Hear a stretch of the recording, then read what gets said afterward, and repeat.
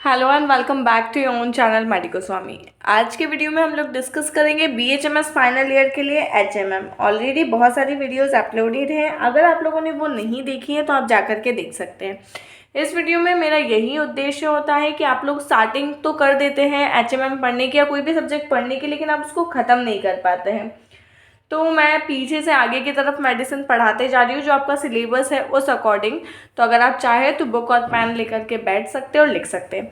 बहुत सारे डॉक्टर्स का क्वेश्चन था कि आप कौन से बुक से पढ़ा रहे हैं। तो एग्ज़ाम पॉइंट ऑफ व्यू से मैं प्रिफर करती हूँ textbook of materia medica by SK Dubey. ये SK दुबे सर ने नहीं लिखी है, लेकिन फिर भी एग्ज़ाम पॉइंट ऑफ व्यू से ये बुक काफ़ी ज़्यादा अच्छी और काफ़ी ईजी है। जैसे क्वेश्चंस पूछे जाते हैं तो आंसर करना काफ़ी ज़्यादा इजी हो जाता है। इसके अलावा आप जो भी बुक से पढ़ना चाहते हैं आप पढ़ सकते हैं, लेकिन मैं पर्टिकुलरली इस बुक को प्रेफर करती हूँ। हम लोग स्टार्ट करते हैं आज की medicine number 107, that is carcinosin. Carcinosin एक नोजोड है। Carcinosin is one of the principal nosode of cancer and one of doctor Burnett's different cancer preparation. Cancer और जो सेल्स होती है उसका जो सिक्रीशन होता है उससे मेडिसिन जो बनती है उसका नाम है कार्सिनोसिन। ब्राउनिश जैसा कलर रहेगा जो पेशेंट रहेगा उसका, ब्लूनेस रहेगी, मोल्स रहेंगे, फेयर और डार्क दोनों ही कॉम्प्लेक्शंस हो सकते हैं, बल्कि या एमासिएशन कुछ भी बॉडी टाइप हो सकता है। लेकिन ये ज़रूर होगा कि उसको बहुत ज़्यादा फेस पे मोल्स रहेंगे, वार्ड्स रहेंगे, कुछ बर्थ मार्क्स रहेंगे, ये उसका कैरेक्टरिस्टिक रहेगा। जो पेशेंट हॉट रहेगा या चिली कुछ भी हो सकता है, लेकिन उसको दोनों से ही काफ़ी ज़्यादा दिक्कत होगी। एक्सट्रीम्स ऑफ हॉट और एक्सट्रीम्स ऑफ चिल वो दोनों ही सहन नहीं कर पाएगा। सोरा, साइकोसिस, सिफिलिस तीनों ही माइजम्स को ये कवर करेगा। जब भी अपेरेंटली सिमिलर नोजोड फेल हो जाते हैं तो लास्ट ऑप्शन बचता है फिर कार्सिनोसिन। जब दो या दो से ज़्यादा पार्शली इंडिकेटेड मेडिसिन दे दी गई है और हमें कुछ भी ऐसा रिजल्ट नहीं मिला है तो कार्सिनोसिन को हम लोगों ने सोचना चाहिए। जहाँ कहीं पर भी फैमिली हिस्ट्री रही हो कैंसर की, डायबिटीज़ मेलाइटस की, ट्यूबरक्लोसिस की, एनीमिया की, सिफिलिस की और डिजेनरेटिव चेंजेस हमें अभी मिल रहे हों तो हम लोग कार्सिनोसिन के बारे में सोच सकते हैं। जहाँ कहीं पर भी पर्सनल हिस्ट्री रही हो या प्रेजेंट हिस्ट्री हो या पास्ट हिस्ट्री हो, प्रेजेंट हिस्ट्री ऐसे कहेंगे कि 1 साल के अंदर अंदर ही अगर ऐसे कोई हिस्ट्री रही हो तो उसको प्रेजेंट हिस्ट्री कहेंगे। पर्सनल हिस्ट्री हो ब्रोंकाइटिस की, निमोनिया की, वुपिंग कफ की या किसी भी तरीके के रेस्पिरेटरी डिसऑर्डर की तो हम लोग कार्सिनोसिन के बारे में सोच सकते हैं। एवर्जन रहेगा या इंटॉलरेंस रहेगा salt, sweet, milk, egg, meat, fat, fruit, इन सारी चीज़ों से। जो पेशेंट रहेगा वो मतलब बेटर या वर्स फील करेगा सी एयर से। ये एक इम्पॉर्टेंट रेमेडी है। The patient may be better और worse from sea air. Great desire lies on chest, on knee, elbow position even in the older childhood. मतलब जब वो बूढ़ा हो जाएगा या बड़ा यंगस्टर हो जाएगा उसके बाद भी नी एल्बो पोजीशन में ही सोएगा। Tendency to insomnia in children in early life. 10-12 साल का बच्चा है और उसे इंसोम्निया हो रहा है तो हम लोग कार्सिनोसिन के बारे में सोच सकते हैं। लेकिन क्योंकि ये एक नोजोड है तो बहुत केयरफुली देना। मैंने अभी तक अपनी पर्सनल लाइफ में एक्सपीरियंस में अभी तक नहीं दिया है, ना किसी को देते हुए देखा है अभी। Author has found this remedy unsafe. देखो जो बात मैं कह रही थी वो इन्होंने लिख दी। Even harmful in open cases of cancer but very useful in constitutional disorders like other remedies. Constitution मिलना नोजोड्स के लिए बहुत ज़्यादा ज़रूरी है। आप लोग नोजोड्स ऐसे ही उठा करके नहीं दे सकते हो। मतलब जैसे जो कुछ एलोपैथ्स होते हैं ना जो स्टेरॉइड्स देते, तो हम लोगों के पास स्टेरॉइड्स है that are nosodes, so we should use them very very wisely. Okay, so this was all about carcinosin. Next medicine है ब्लैटा ओरिएंटालिस। कुछ लोग इसे ब्लाटा ओरिएंटालिस भी बोलते हैं, आप लोग कुछ भी बोल सकते हैं। Doctor D. Ray of Calcutta उन्होंने प्रूव की है। इंडियन कॉकरोच से बनी है। ऑर्थोपैरेटेरा इसकी फैमिली है। It accidentally relayed asthma in a patient who took tea in which this insect were boiled down. मतलब एक्सीडेंटली अस्थमा क्योर हुआ था, मतलब ये एक्सीडेंटल फाइंडिंग है। एक इंसान चाय पी रहा था जिसमें कॉकरोच को उबाल करके डाला हुआ था और उसके बाद में उसका अस्थमा ठीक हो गया। तो फिर उसके बाद में रिसर्च की गई और पोटेंटाइज करके मेडिसिन बनाई गई। It is very useful in acute attacks of asthma. अब अगर एज़मा है तो मतलब सारी की सारी कंडीशंस रहेगी रेस्पिरेटरी डिसऑर्डर्स वाली। अगर आती है ब्लैटा ओरिएंटलिस, आपको कुछ नहीं याद आता है तो आप लोगों को एस्थमा याद रख लेना है और पूरा का पूरा गाइडिंग सिम्टम आपको एस्थमा और रेस्पिरेटरी ट्रैक के सिम्टम से भर करके आ जाना है। बेस्टली एक्ट करती है स्टाउट और कॉर्पुलेंट पेशेंट पर। It act in acute cases of asthma, especially when associated with bronchitis, suffocation due to rattling of mucus, operation अगर ऐसा कुछ होता है तो ब्लैटा ओरिएंटलिस बहुत अच्छा काम करती है। ब्रोंकाइटिस हो या थाइसिस हो, जहाँ पर बहुत ज़्यादा डिजनिया, मतलब सांस लेने में अगर बहुत ज़्यादा दिक्कत हो रही हो ना, तो आप इस मेडिसिन का यूज़ कर सकते हो इन शॉर्ट। इसके अलावा इतना ज़्यादा कुछ भी इसका ऐसा यूज़ नहीं है। This was all about blatta orientalis. Next medicine है एविना सटाइवा। एविना सटाइवा ओट से बनी है, ग्रामिनेसी फैमिली को बिलोंग करती है।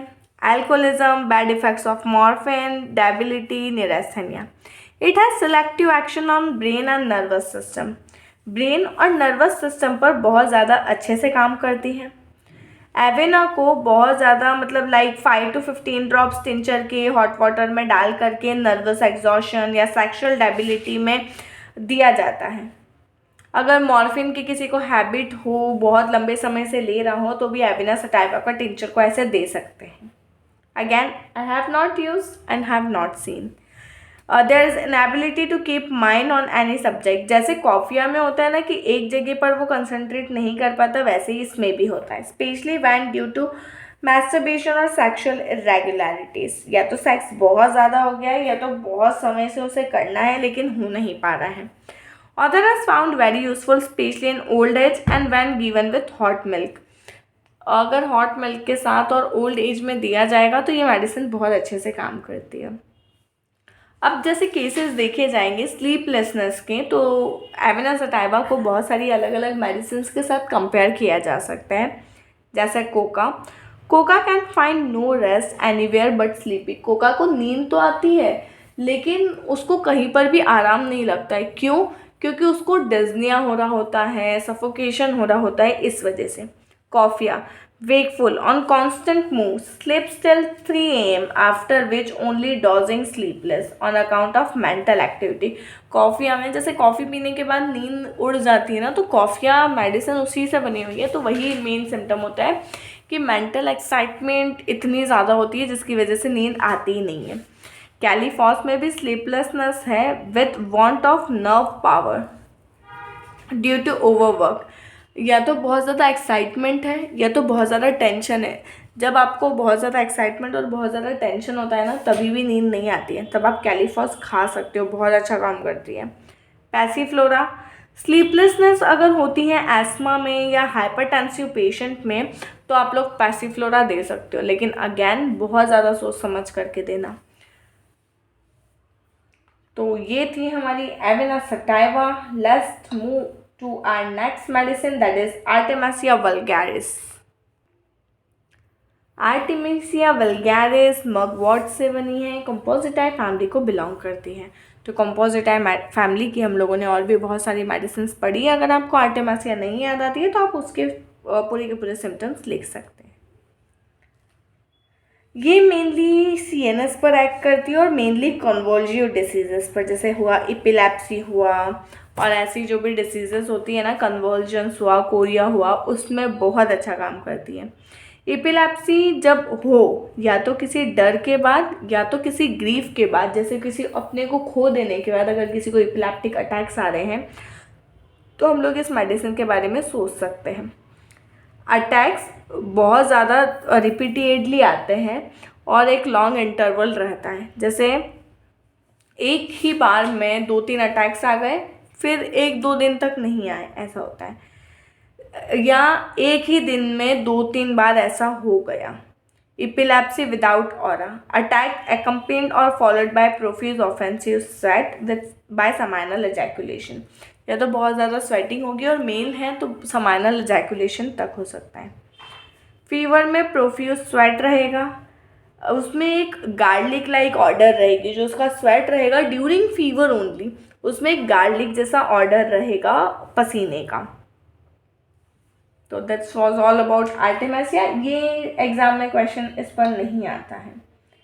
And next medicine is medicine number 103 एड्रेनालिनम। एड्रेनालिनम इस बुक में नहीं दिया हुआ है। उसके बाद मेडिसिन नंबर 102 एस्कुलस हिप्पोकैस्टिनम। डॉक्टर कुली ने इसको प्रूव किया है। हॉर्स चेस्टनट इसका कॉमन नेम है और सपाइनाडेसी फैमिली को ये बिलोंग करती है।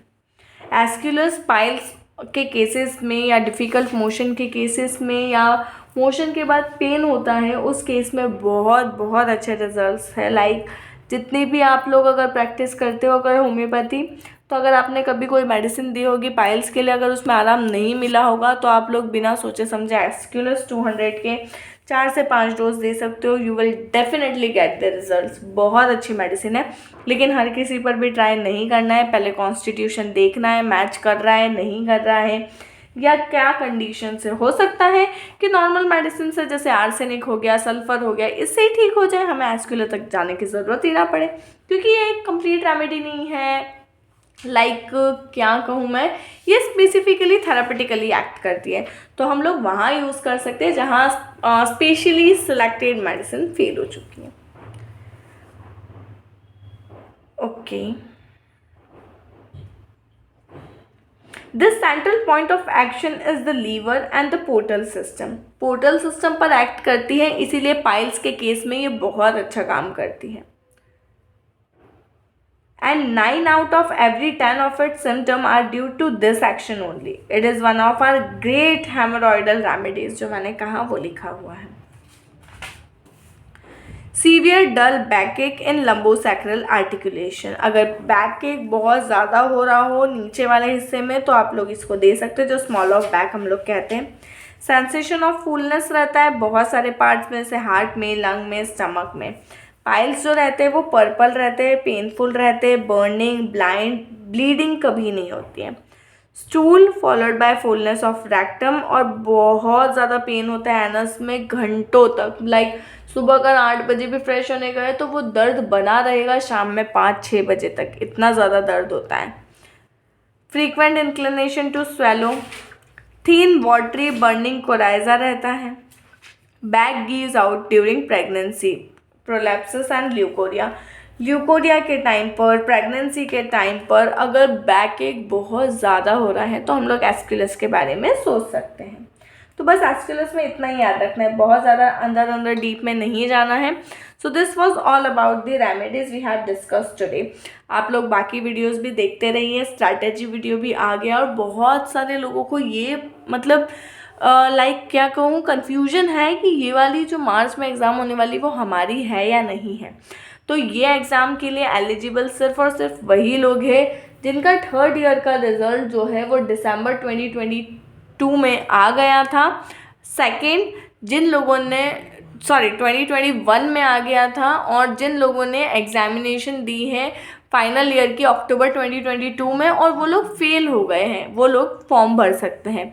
इसके अलावा कोई भी स्टूडेंट एलिजिबल नहीं है जब तक आप लोगों के 18 मंथ्स कंप्लीट नहीं होते, चाहे आपको 5 साल ही क्यों ना हो गए हो 3rd ईयर में। जब तक फाइनल ईयर के 18 मंथ कंप्लीट नहीं होते आप लोग एग्जामिनेशन में अपीयर नहीं हो सकते हो। वीडियो को लाइक करना है, चैनल को सब्सक्राइब करना है और आगे आने वाली वीडियोज़ को एंजॉय करना है। Thank you for watching.